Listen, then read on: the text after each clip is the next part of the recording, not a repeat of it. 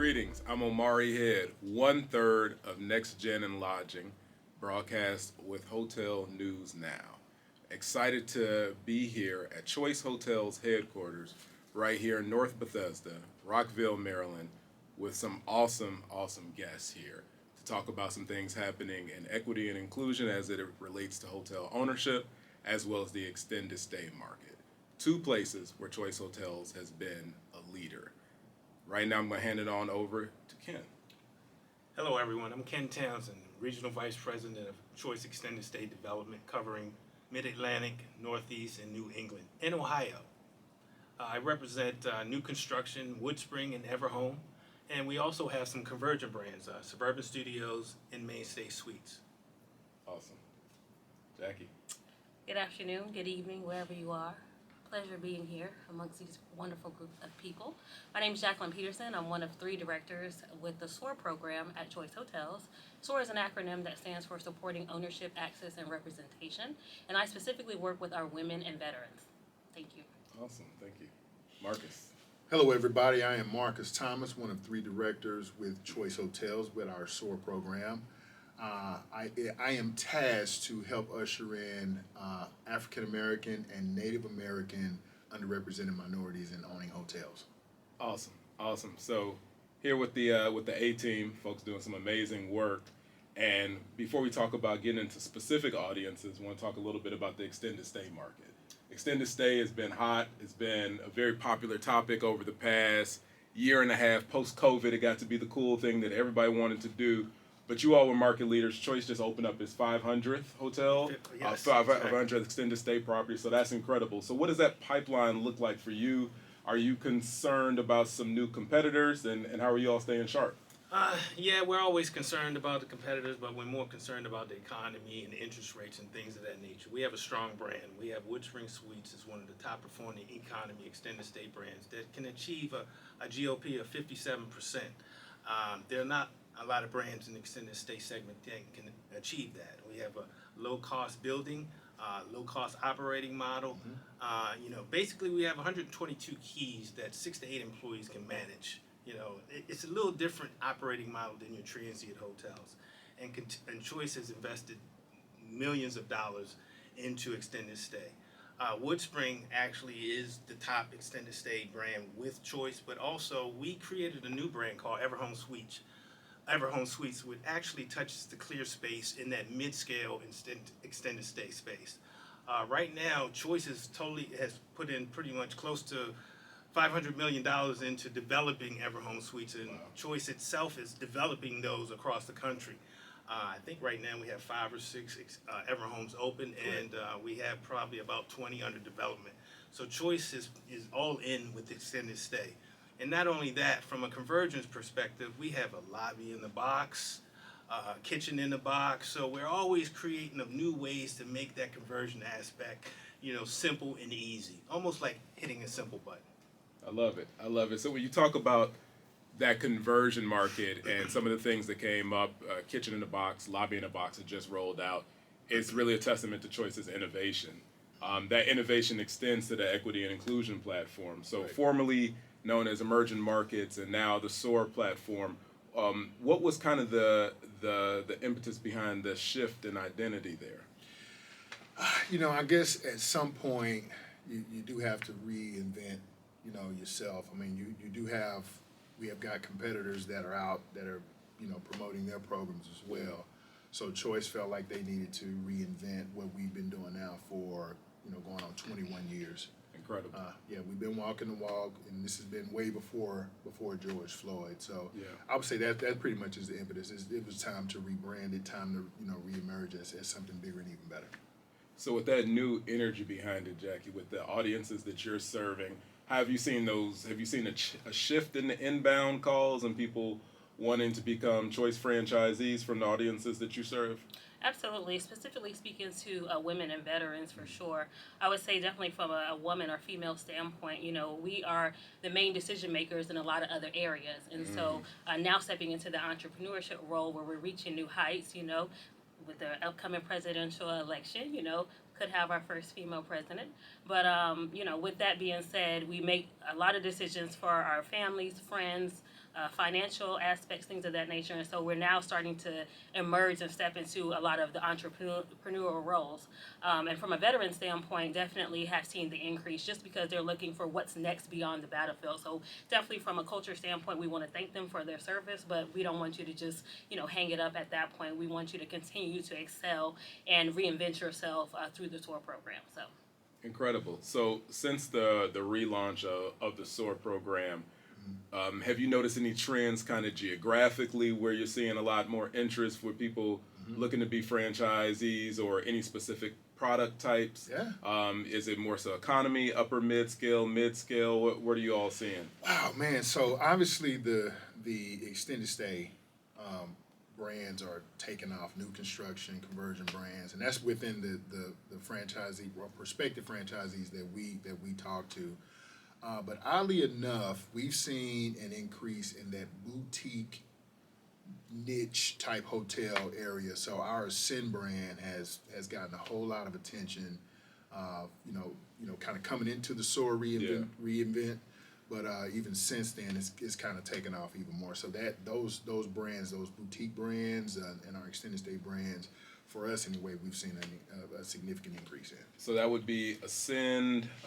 Is it Radisson Individuals? Radisson Individuals now. We just relaunched, and I know Clarion Point is that's a hard brand. It's still a little bit more flexible. Kind of a boutique meets brand, type area. Okay. So we've seen some in that area, and we've got a couple of clients that are, doggedly working after those deals. But that Radisson Individuals, the positioning of that brand is more upper upscale now. So there's, some real good white space we can fill there.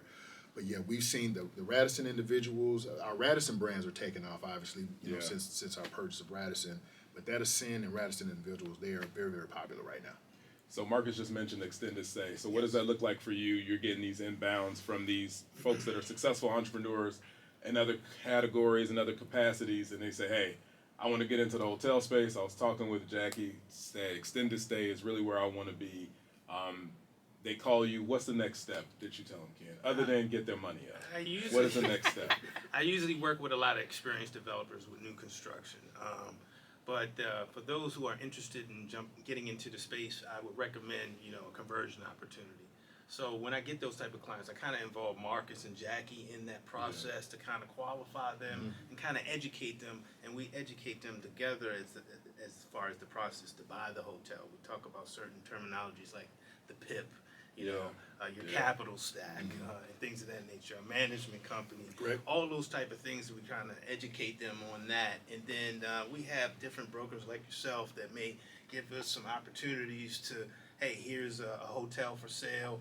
And then we have our conversion brands with Mainstay and Suburban to say, hey, here's a hotel you could buy, and here are the conversion brands that you can convert it to, and here's how that process works in the timeline.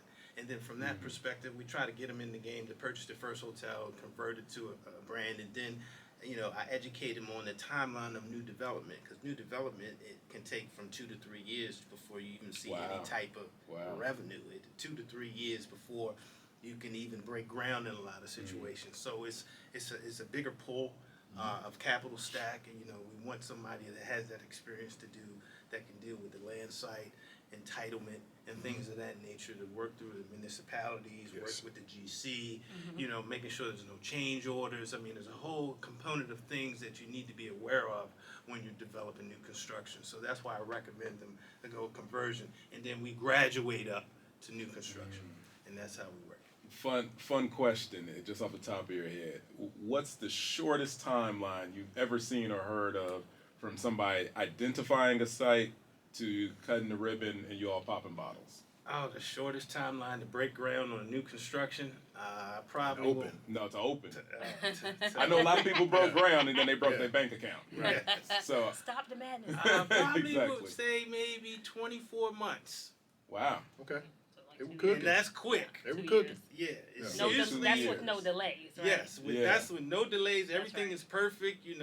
It's sunny all year round, and no rain, and No snow. No bouncing So, checks. Yes, well, Good. those type of things, and making sure it's a lot into it with new construction. Making sure your soil is, doing a geotech, making sure there's no contamination in the soil, making sure the soil is compacted the right way where it can hold the hotel. It's a lot of components in new construction, but I probably would say 2 years. Wow, 2 years is the shortest timeline. So for those of y'all considering doing new construction, just keep that in line. Again, you might be able to do it quicker if you are Superman or have like people working 24/7 around the clock, but that is what we're looking at right now. Construction costs have increased. So Ken just talked a little bit about what it means for conversion. So there are opportunities for folks to acquire existing hotels and give Jackie or Marcus a call and say, hey, I'm interested in doing this. So Marcus, tell me about a reason why Choice might decline an opportunity to convert a hotel. Okay, so a reason why Choice would decline an opportunity, if the hotel itself is not a livable hotel or a hotel that can be utilized, that would be a good reason why they wouldn't. But I would say probably that's going to depend on the applicant and the franchisee and what they actually bring to the table, because they're going to be presented with a property improvement program, right? They're going to be presented with that PIP, and if that PIP, that's what they're going to need to bring that building up to, brand standard. So yeah, if they're not able to complete that PIP or they're not able to qualify on paper at least, that would be probably a good reason why we would decline that opportunity. Absolutely. So if you're having a similar conversation, Jackie, or somebody says, I really want to put a Quality Inn right across the street from this other Quality Inn. Never happened.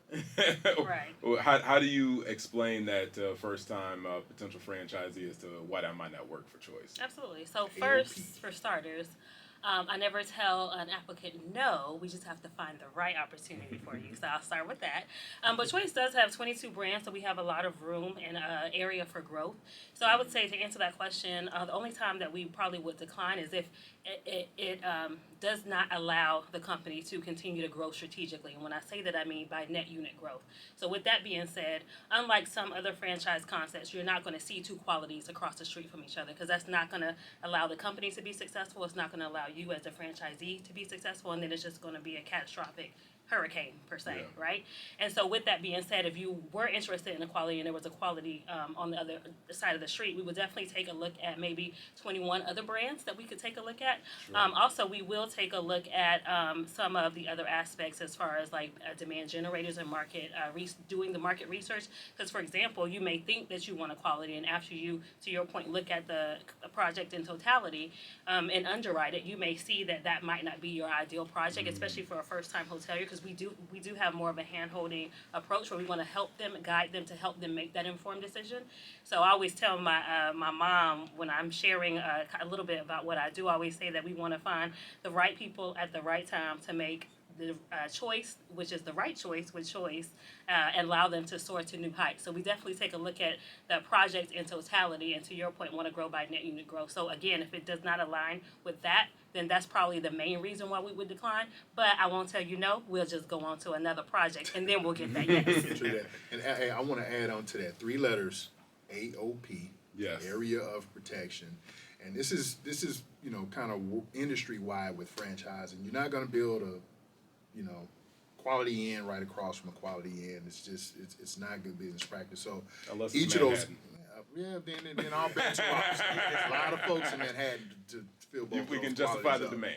Yeah, but even then, just to your point, the area of protection in Manhattan is not going to be similar to the area of protection in Dallas, Texas. Right. Your AOP in Dallas may be 5 miles, where your AOP in Manhattan may be 0.5 miles. Who knows? So it all depends on the market. It all depends on the assets, so on and so forth. So when we talk about, hey, how would Choice, get in on a deal, or how would Choice, not want to get in on a deal? It's going to depend on the deal.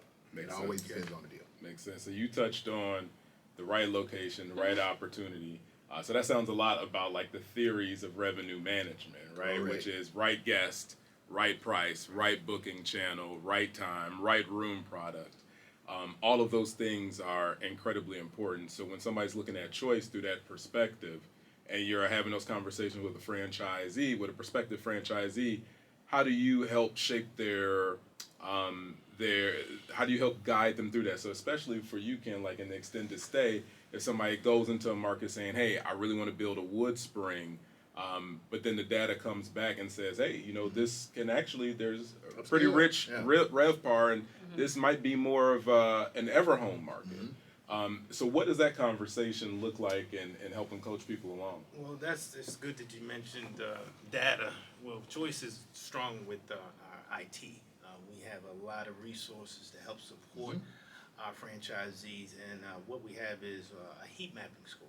So if you give me an address, I plug it into our Choice maps in our heat mapping score, and it kind of grades that site. It tells you what the traffic flow is, the population density, and other key point indicators to say, hey, here's a site, here's a starting point. It kind of gives you some of the demographics, demand generators. It says let's move forward or not move forward, depending on some of the key point indicators on that. And then from that point, we look at the site, we evaluate it. We bring in a management company, because I want to say that 70 to 80% of all of our wood springs are managed by a third-party management company. Yeah. So they're able to achieve that 57.7% GOP. So we introduce them to the lending aspect, a management company, a GC, architect. So we give them all the resources to help make them successful and make the best decision, And if it's a high RevPAR, that may be an opportunity for both a Woodspring and Everhome. You never know. Not to say that they need to be right on top of each other, but they can be 5 miles away. They can sometimes be a mile away. Yeah. We have a shared site concept also, where, you may have a site that's large enough for both brands. We may have a shared site where you could put a Woodspring and you can do maybe possibly even a dual brand. I mean, we can create the best, opportunity for that franchisee that works for their goals. Whatever their Makes IRR sense. goals, their cash on cash goals, whatever their profitability goals are, we have a solution for it. So when you look at those heat maps and things like that, when you talk about conversions, so what are some of the things, has there ever been a situation where you've looked at one, Jackie, and said, on paper this might not make sense, but there was still an opportunity to say that this does make sense because there's something that the data may be missing? And once you got to see the sticks and bricks, and also to Marcus's point, it depends on who the potential franchisee is, right? And sometimes those people are pillars in the community, and that hotel can have a very different result. Especially they bring in the right management company, they engage somebody like Synergy to get involved, and it could be a very different outcome than maybe another franchisee. So what would a situation like that look where you say, you know what, let's go operate outside of the data?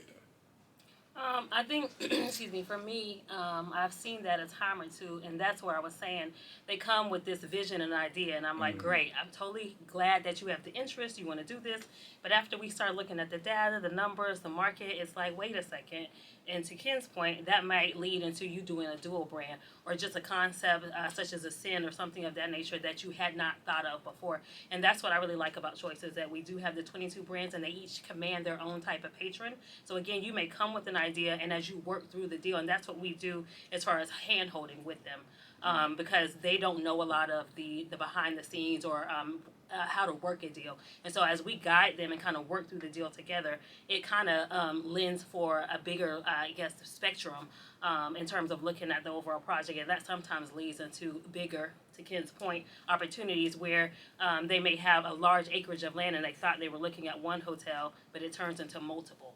So I love it. I love it. So when you start talking about those multiple deals, and we start to see that single unit owner become that multi-franchisee and really build up their hotel ownership portfolio, and that's what's been so great about the SOAR platform, is to see that happen, is to see folks just start with their first choice property and keep growing. Right. As more and more competitors start to come into this landscape, what are some of the things that you feel set Choice's SOAR program apart from some of the other ones? Wow, man, that is a good question. I would say it is the team that we have and the people that we have on the team. We are the only flag in the industry that has the dedicated team to do what we're doing. So we're boots on the ground, where someone else just may have the program, they may have the great acronym, because they all sound good, and the purpose of it is all a great intention. But you have to have the people there to go talk to the people that are looking to get into the hotel industry. All of the people that follow you, that follow Davon, they should know what the stats are with African American ownership in hotels. It's not a high number, but it's a number that all of us collectively are building up. Well, in my opinion, the number is so low is because we're not educated in that arena. We're not educated enough. So when we get to the table to do a deal, to what they were saying earlier, we may come to a deal with, this great delusion of, I want to build a Radisson Blue and I want to build a Radisson Blue in Mississippi. It's like, not that, Mississippi is not a good market, but it may not be the right market in Mississippi to build a Radisson Blue. So there's a ton of education that we have to put into this a lot of times before we even get to the point where someone's ready to do a deal. And I love that. And you all, like you said, that dedicated component is crucial. And Choice has demonstrated that with his investment in human capital. So how many people are on the SOAR team? There's 3 directors, myself, Marcus, and then we have another counterpart. His name is Alex Montoya Valdez, and he is based out of Phoenix. And then we all report to our vice president, John Lancaster, who's also based out of Phoenix. Yes. Shout out to John. Shout That's out to right. Alex. Big John. Yeah, we're missing them today. We are. So just great team. And like you say, it's not just the capital investment of, we'll give you some incentives, but it's really that they have dedicated persons there to help you through the process. So that's what I think really sets you all apart. Yeah. And again, it's been that way for a number 21 of years almost. 21 years. Yeah. Yeah. So where else, from an innovation standpoint, do you feel that, and I'll kick this over to Ken, do you feel that Choice is really leading the way? We know extended stay, but anything specifically about how you all are approaching extended stay? Because you seem to got it mastered. You got 4 brands. And somebody might say that that's too many, that's cannibalization, but... No, not at all. I mean, really, we just, extended stay is here to grow and continue. We don't have enough extended stay hotels. There's not enough. There's the unconstrained demand, Yeah, so the demand is higher than the supply right now, and the way things are with the economy, interest rates, new development has slowed down in a lot of arenas. So there's still going to be more demand for extended stay than there is supply. So we take it as a compliment that the competition is kind of copying some of our brands in a certain way and things of that nature, because Woodspring, it was created by Jack DeBoer. Yeah. And Choice bought Woodspring in 2018. Yeah, perfect and timing. Brookfield bought the brand, the hotels. I think it was 100 hotels. Yep. And then later on, COVID came and we showed resilience. We didn't close any brands down, any hotels down. As far as Woodspring is concerned, it showed great resilience to the point where I think we averaged about 78% occupancy during COVID, Absolutely. where other hotels were closing down. So then Brookfield took advantage of that great performance and that great resiliency, and actually, was our largest franchisee and sold 110 Woodsprings. Yeah. I want to say in 2021. For $1.5 billion, and that just created this haze, frenzy of, I want extended stay. What about? Tell me more about extended stay. Why is extended stay so resilient? Why is it working? It's really like a studio apartment that allows some hotel stays, or a hybrid studio apartment concept, where you can stay long term or you can stay short term. But when you are in a non-extended stay hotel, you can't stay 3 months, 30 days, 3 weeks, and prepare your food. When you stay in a different type of hotel, you have to eat out 3 times a day. Correct. So extended stay gives you that option and things of that nature. It's a great product for relocation, visiting nurses, as far as those clients and customers that need that, the government, DOD, and things, and construction companies and project managers. So healthcare too. Healthcare, all of these people need that type of accommodation. That's right. And Choice has it, and it just continues to grow. We welcome competition. Our brands are good. We have great support. We have a real estate team that actually helps you find the site. We have support that helps you evaluate the site. We have the resources to help you manage the site, help you build the site, help you draw the site. So we give you everything right there, in your hands to make you successful. And that's what really separates Choice from a technology or any perspective. I don't know any other brands that hold your hand or walk you through all the way until you open. I love it. And even thereafter too. Yes. And so not just the extended stay sector that's resilient. There's been a lot of where would you say it's kind of that next hot sector? If you just had to guess, this is just a Marcus and a Jackie guess. What does your crystal ball say is the next hot sector I mean, for I mentioned it. hospitality? I mentioned it earlier. That boutique lane it's taken off. You've got the travelers now. It's not just the boomers and the Gen X's. You've got the millennials. You've got the Gen Zs that are traveling now, and when they travel, they're looking for more of an experiential type deal with a hotel as opposed to just getting a hard brand. So one thing I can give about our people is we are some creative folks, man. We got flavor, we got style, we got swag, we got it. I mean, we're born with it. Absolutely. And we want to bring that to the hospitality industry through our vision in developing hotels. So for me, I think that's what I see that's kind of next up, if you will. And Choice is investing in that area as well. So you'll see a lot of buzz about upscale by Choice now because we're into that space and we're growing in that space. So I would think that's for us. I think that's probably what's next up. Jackie, you agree with that I sentiment? would agree. For the culture, lifestyle, little bebop, little hip hop, Absolutely, flavor, absolutely. So I'm finna the shameless plug here. We've got a gentleman that is working in Lafayette, Louisiana right now on a Zydeco themed hotel. Right. Yeah. Lifestyle is Right. is where it's at, and Yes. that's an incredibly important thing to note.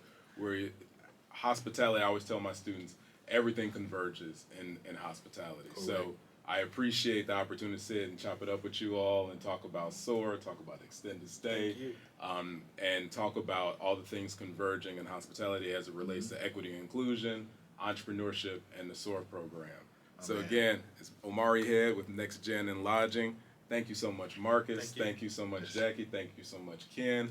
And thank you so much, Choice Hotels, for the opportunity to use this beautiful space. We appreciate it. And we'll catch you on the next episode of Next Gen and Lodging.